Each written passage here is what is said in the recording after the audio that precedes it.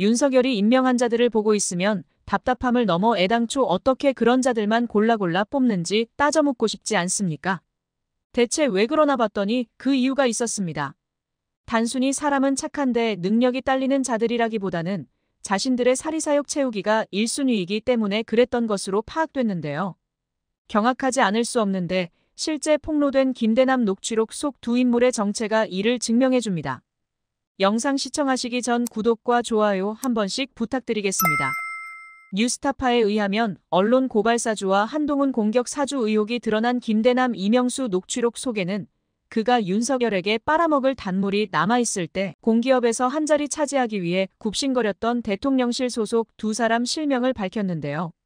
그 두 사람은 현재 대통령실에 있는 이원모 공직기강비서관과 황종호 시민사회수석실 행정관이었습니다. 녹취록 내용을 보면 김대남이 자신을 공기업에 꽂아주기 위해 대통령실 이원모, 황종호가 누군가에게 부탁을 하고 있는 상황이 보이는데요. 한 나라의 대통령실에서 근무한다는 자들이 자기네들끼리 해먹으려고 작당 모의하는 것도 충격적이지만 더 충격적인 것은 이원모, 황종호의 정체였습니다. 먼저 지난 총선에서 김대남을 밀어내고 경기도 용인갑에 출마했다가 떨어진 이원모 전 인사비서관은 이후 공직기강비서관으로 깜짝 발탁돼 지금까지도 용산에서 근무 중인데요. 그가 낙선하고도 아무 걱정 없이 다시 용산으로 돌아간 데는 김건희와 친한 그의 부인이 큰 역할을 한 것으로 보입니다. 우리가 바짝 키우란 말이야. 지금 이 여사, 내가 여사, 여기 지금 누구지? 여기 이혼모 부인도 보이니까. 예. 야, 여사하고 엄청 친하더라고. 그건 많이 친할 거야. 예. 그 자리에서 바로 전화하면 여사가 전화를 바로 받아. 실제로 이원모 비서관의 배우자 신모 씨는 2022년 7월 민간인 신분으로 대통령 전용기를 타고 나토 순방에 동행한 사실이 드러나 큰 물의를 일으킨 인물이죠. 그리고 또 한 명의 등장인물 황종호 행정관의 연결고리도 가히 충격적인데요. 하니까. 예. 뭐 미워한다고 해도 이제 저 싸가지 없는 시끼 이러고 있고. 그렇죠. 그 다음에 이제 하는 또 윤보, 아이, 저 정신 나간 양반 뭐 이런 식이야, 지금. 그러니까 둘이 지금 사이가 완전히 틀어졌어. 네. 형님, 그거는 확실합니까? 아, 확실해. 아, 그래요? 내가 강종호한테 들었잖아. 강종호한테 들었잖아. 아, 그래요?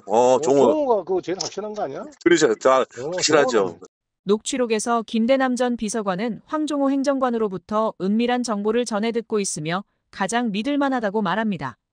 황종호 행정관은 김대남 전 비서관보다 무려 20살 이상 어린 부하 직원임에도 김대남은 황종호의 말이 제일 확실하다고 말하고 있죠. 이렇게까지 확신했던 이유는 뭘까요? 생각해보면 아주 심플합니다. 황종호 행정관의 아버지가 윤석열과 40년 이상 인연을 맺은 가족 같은 사이이기 때문이죠. 지난 대선 때 윤석열 캠프에 소속되지도 않았던 황종호 씨가 당시 윤석열 후보의 수행비서 역할을 어떻게 했을까요? 윤석열 정권 출범 직후 대통령실 사적 채용 논란 때문에 일부 인사가 채용 취소되기도 했지만 황종호 행정관은 지금까지 줄곧 아무 근심 없이 대통령실에서 근무할 수 있는 이유는 무엇일까요? 대통령인 아빠 친구가 꽂아준 걸로 밖에 안 보이지 않습니까? 아빠 찬스를 제대로 쓴 것이죠. 열심히 취업 준비하고 치열하게 살아가는 청년들을 비웃기라도 하듯 곽상도 아들 50억 퇴직금과 같은 비상식적인 일이 용산 대통령실에서는 아무렇지도 않게 지금 이 순간에도 일어나고 있습니다. 권력 잡은 윤석열과 몇십 년 함께했던 친한 사람들의 머리로는 이 정도 특혜는 지극히 당연하고 일상적인 것이겠죠. 뭐가 잘못된 건지 모를 겁니다. 평생을 그렇게 살아왔으니 서민들의 상실감 따위는 안중에도 없겠죠. 이러니 항상 서민들은 죽어나는 것이고 나라가 기울어가는 것은 당연한 이치죠. 윤석열은 총장 시절 자신있게 이런 말을 했었죠. 제가 집권하면 그냥 놓겠습니다. 여기에다가 사장 누구 지명하고 이렇게 안 하고요. 뭐 캠프에서 일하던 사람을 시킨다 저 그런 거 안 할 거예요. 부끄럽지도 않을까요? 너무 자신있게 거짓말을 하니까 어이가 없습니다. 사실상 윤석열 정부에서 한자리 하려면 윤석열 김건희랑 친하면 됩니다. 그러면 대통령실 입성 프리패스고 퇴직하면 바로 공기업의 낙하산으로 한자리 꽂아줍니다. 나란 일은 크게 중요하지 않고 윤석열 김건희에게 잘 보이기 위해 노력하는 것이 주어진 임무죠. 이원모 황종호에게 굽신거려 제출 서류 한 장 없이 서울보증보험 상인 감사직을 따냈던 김대남이 그것을 정확하게 증명해주고 있죠. 이러니 대통령 주변에는 나라야 어떻게 되든 권력의 아첨에 나라 곳간 빼서 사리사욕만 채우면 그만 인자들밖에 없는 것이고 매번 구멍난 나라 곳간은 유일한 변명거리인 전 정권 탓뿐이죠. 나라가 잘 돌아갈 리가 만무합니다. 유시민 작가는 놀라운 통찰력으로 사실 이 모든 것을 정권 초기에 예언했었는데요. 최근에 데어번트라는 신문의 그 한국 관련 기사 제목이 예.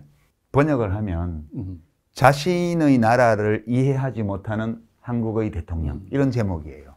국민은 대통령을 이해 못하겠는데 대통령은 자기 나라를 이해 못하고. 국민은 대통령을 이해하죠. 저는 충분히 이해합니다. 아, 예. 파악하는 거죠? 예, 파악하는 거. 아니 파악할 만한 이해도 해요. 심지어는. 이해도, 예. 알겠어요. 심지어는 이해도 합니다. 왜 자기 술친구를 대법원 판사로 지명을 하냐 이런 거 금방 이해돼요. 왜 친하니까. 친하니까. 그 이해가 안 되세요? 안 돼요, 잘. 왜 검사들을 데리고 와서 쫙 까냐? 자기가 검사니까. 군부 독재라는 걸 이제 정의를 내리자면 그런 거잖아요. 민주 사회에서 법과 질서와 관행 이것이 하나의 룰이 되어서 사회를 이끌고 나가는 게 아니라 그래서 이준석 대표가 그랬잖아요. 전두환하고 비슷하다고.